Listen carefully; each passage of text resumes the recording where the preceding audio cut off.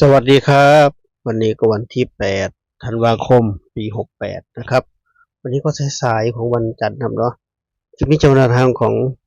ฮานอยนะครับให้ไปที่ทางช่องที่เป็นคอฮานอยนะครับเนาะวันจันทร์ก็มีลาวพัฒนาด้วยนะครับมีเวลาต่อที่ลาวพัฒนาให้ FC ทางช่องเหมือนเดิมนะครับเนาะถ้ามีเวลาลงช่องชุมชนให้นะครับสำหรับคอตำลาวนะครับเนาะชุดนี้สายๆก็เอาของฮานอยไปก่อนนะครับเนาะของรัฐบาลไทยช่วงเช้าให้ไปแล้วนะครับเป็นของอาจารย์ทองนะครับเนาะของอาจารย์ทองของรัฐบาลไทยก็ไปรับชมรับฟังได้นะครับมันยังมีแนวทางดีๆครับเนาะยังมีแนวทางตัดสินใจไม่ได้ก็เข้าไปรับชมรับฟังได้นะครับเนาะผมมีตัวชอบจะอะไรเป็นจะลงทุนนะครับเนาะจะลอตเตอรี่หรือช่องทางไหนก็แล้วแต่นะครับก็จะมีก็เป็นของฮานอยนะครับขอฮานอยนะครับเนาะเป็นแนวทางเหมือนเช่นเคยฮานอยมีทุกวันนะเนาะสึกเล็กสึกเกินร้อยเกินพันมีทุกวันนะครับก็วันนี้ก็เหมือนเดิมเราไม่ได้อัดคลิปสดเหมือนเช่นเคยครับเนาะก็คลิปพาน้องนนท์มาปั่นจักรยานออกกำลังกายเนาะที่สวนบางกระเจ้านะครับเนาะสวนบางกระเจ้าถนนปั่นจักรยานออกกำลังกายออกกำลังกายครับเนาะสูดอากาศบริสุทธิ์ปั่นจักรยานลอดอุโมงค์ต้นไม้ครับเนาะอากาศดีมากครับเนาะอากาศดีมากสายรักธรรมชาติแนะนำเลยครับเนาะสายรักธรรมชาติบรรยากาศดีครับเนาะ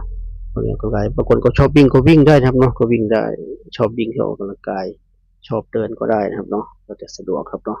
มีจุดให้อาหารปลาเยอะมากครับเนาะลมอุโมงค์ต้นไม้อย่างที่เราเห็นครับเนาะต้นไม้ที่เราเห็นปูเสือนอนยังได้ครับเนาะปูเสือนอนได้สบายก็สร้างปูเสือนอนบ่อยนะครับเนาะสายรักธรรมชาติแนะนำครับเนาะที่จะพับประแดงครับเนาะทำให้สะดวกมาได้เลยอยู่เลยส่วนบางน้ำพึ่งไปนิดนึงครับเนาะตลาดน้ำบางน้ำพึ่งไปนิดนึงถ้าใครเคยมาก็น่าจะพอคุณหูคุณตานะครับเนาะประมาณนี้ก็ถือว่ามาเที่ยวก็ได้แนวทางก็ได้ในตัวเหมือนเดิมนะครับเนาะเป็นแนวทางเหมือนเดิมเหมือนเช่นเคยก็ดูผลก่อนครับเนาะผลของเมื่อวานก่อนวันอาทิตย์ที่ผ่านมาครับเนาะรอบ5 โมงนะครับ2 ตัวล่างก็693 ตัวบนก็394นะครับเนาะ69กับ394 9 เดือนดีทั้งบนและล่างครับเนาะ9 เดือนดีมากเราสามารถแนวทางไป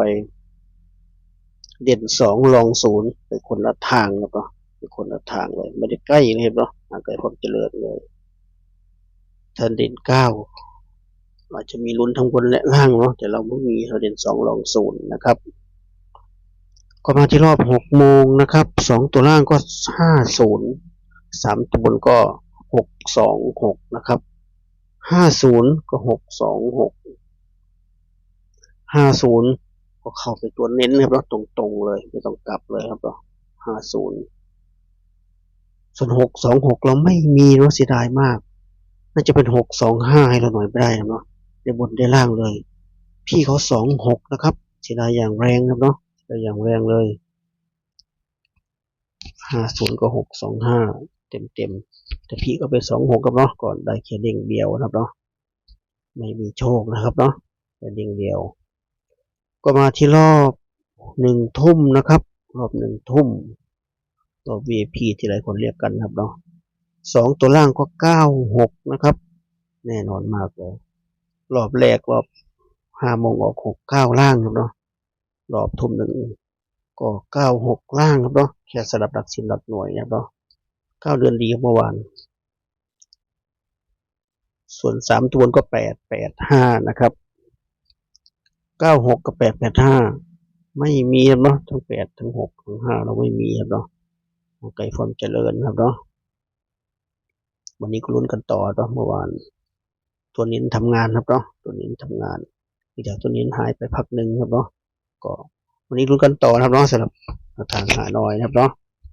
วันนี้เด่น1 รอง 2นะครับเด่น1 รอง 2จับคู่ก็10 12 15 20 24 25 40 50ทวนครั้งนะครับฮานอยวันนี้เด่น1 รอง 2จับคู่ก็10 12 15 20 24 25 40แล้วก็50นะครับ 8 คู่นะครับเนาะ8 คู่นี้นะครับให้เน้นไปที่1210แล้วก็20นะครับ1210แล้วก็20เน้นให้3 คู่นี้ครับเนาะเน้น3 คู่นี้ชอบที่สุดเนาะทำเองชอบเองคือ3 คู่นี้เนาะ10ถ้าเป็นรัฐบาลไทยไม่มีใครซื้อเนาะน้อยมากที่จะซื้อเนาะ01พอได้เนาะ10ยากครับเนาะ1013ครับเนาะน้อยคนที่จะซื้อครับเนาะ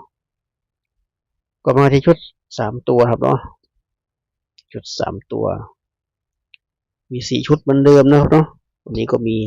512 510 520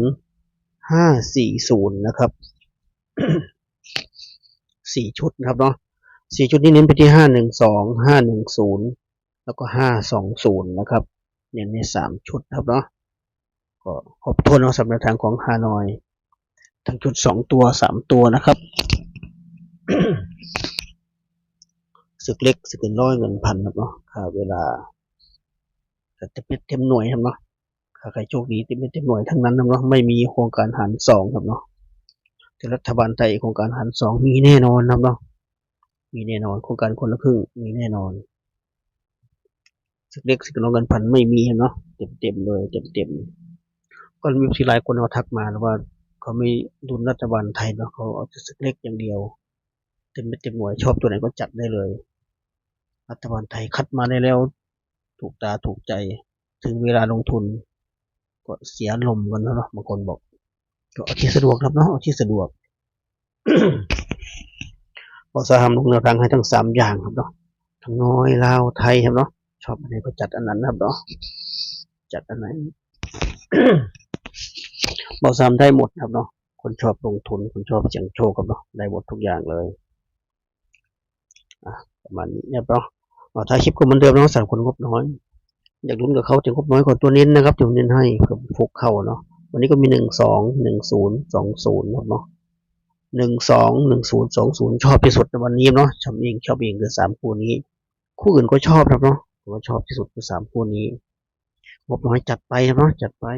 ไม่ลงทุนก็วันนี้ลุ้นนะเพราะลุ้นปากมันก็ไม่มันต้องติดไปนวมนิดนึงครับเนาะถ้าไม่ชอบที่บอก3เดือนให้คุณเลือกคู่ได้เลยครับเนาะ12 10ไม่สวยเลยก็จัดคู่ได้เลยเนาะมี24 25หรือว่า15ก็จัดไปเนาะออกบ่อยก็จัดไป3 คู่นี้หรือว่าคู่อื่นนะเนาะเลือกเอาได้เลยหรือถ้าไม่มีตัวชอบข้ามไปนะครับเฉพาะความบันเทิงครับเนาะรอวันต่อไปนะเนาะฮานอยมีทุกวันนะเนาะไม่ต้องใจร้อนใจเย็นๆนะเนาะใจเย็นๆวันนี้ทุกตาทุกใจค่อยขึ้นเวทีนะครับเอาไว้แค่นี้เจอกันคลิปหน้านะครับเนาะคลิปนี้ก็สวัสดีครับ